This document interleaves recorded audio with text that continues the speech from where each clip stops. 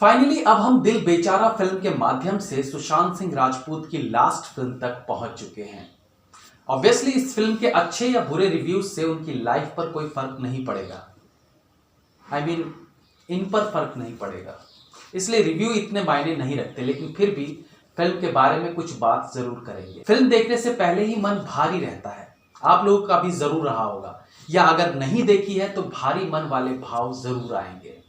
मुझे तो आया था, क्योंकि हम सबको पता है कि हम जिसकी मूवी देखने वाले हैं वो अब इस दुनिया में नहीं रहा और हम उन्हें केवल इस फिल्म में देख पा रहे हैं। ऐसी ही कुछ मिक्स्ड फीलिंग्स के साथ मूवी देखना हम शुरू करते हैं और फिल्म का सब्जेक्ट एक बार फिर से इमोशनल कर जाने के लिए काफी है, क्योंकि इस फिल्म का सब्जेक्ट एक बार फिर से हमें उनकी मौत को नजदीक से दिखाता है। तो ऑब्वियसली हमारी वो सारी पीड़ा, वो सारा दर्द जो उनके लिए था, वो एक बार फिर से बाहर आने लगता है। फिल्म दो ऐसे लोगों की कहानी है जो कैंसर से जूझ रहे हैं और कभी भी मौत की पनाह में जा सकते हैं।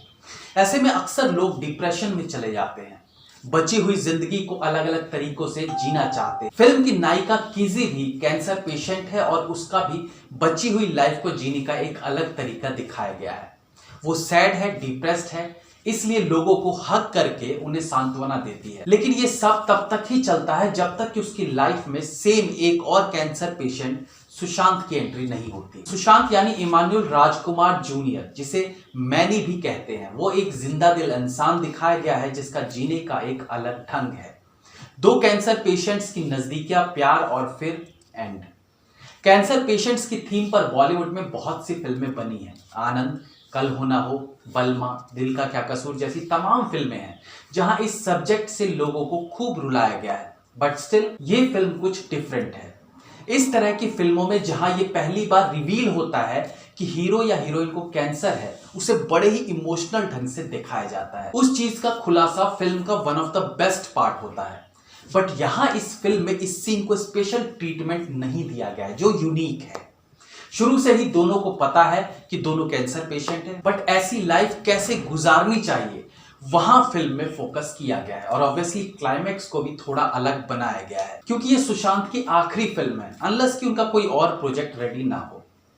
इस पर सुशांत की एक्टिंग की बात भी की जानी चाहिए। सुशांत सिंह राजपूत अपने करियर में कई ऐसी फिल्में दे चुके हैं जहां उनकी शानदार अदाकारी देखने को मिली थी, वो चाहे ब्योमकेश बख्शी हो, सोनचिड़िया हो या छिछोरे। तो हमें पता है यहां भी कम या ज्यादा वो अपनी एक्टिंग का लोहा तो मनवा ही लेंगे।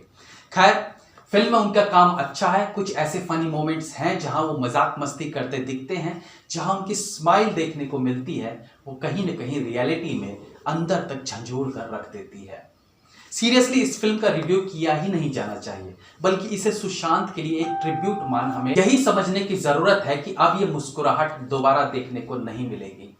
मैंने ट्रेलर रिव्यू में कहा था कि ट्रेलर के हिसाब से सारा फोकस लड़की पर है, लेकिन रियल लाइफ में ऑडियंस का सारा फोकस सुशांत सिंह राजपूत पर रहेगा। वो जो सिंपैथी एक्ट्रेस की नाक में लगे पाइप और सिलेंडर पर होनी चाहिए, वो शिफ्ट हो जाती है सुशांत के जिंदा दिल वाले किरदार पर।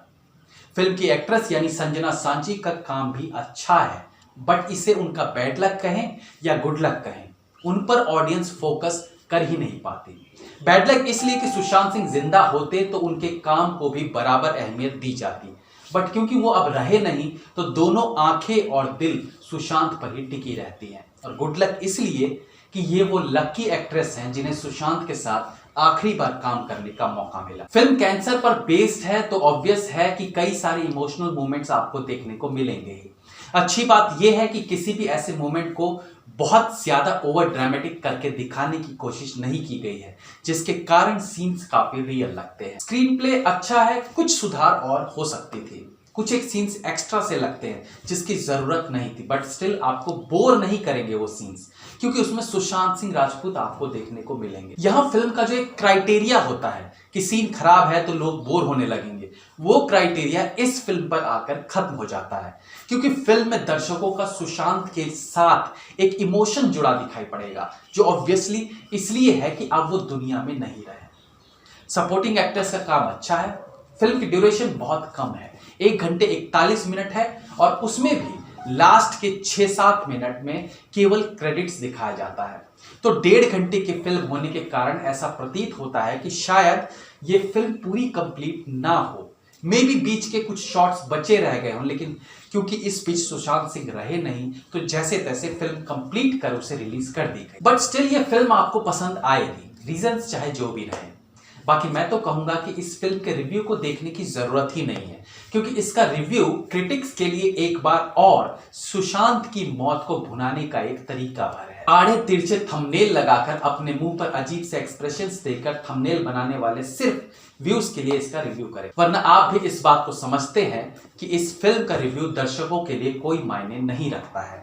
आप भी जाओ दोस्त, मूवी देखो जहां सुशांत सिंह राजपूत ये बता गया कि जन्म कब लेना है, कब मरना है ये हम डिसाइड नहीं कर सकते, लेकिन कैसे जीना है ये हम डिसाइड कर सकते हैं। बट रियल लाइफ में सुशांत का डिसीजन गलत ही था, अनलेस कि इसमें कोई षड्यंत्र ना हो। फिल्म के बारे में ज्यादा कुछ कहने का मन नहीं है, जाते जाते इतना ही कहूंगा, एक था राजा एक थी रानी, राजा मर गया, खत्म कहानी। Have a nice day.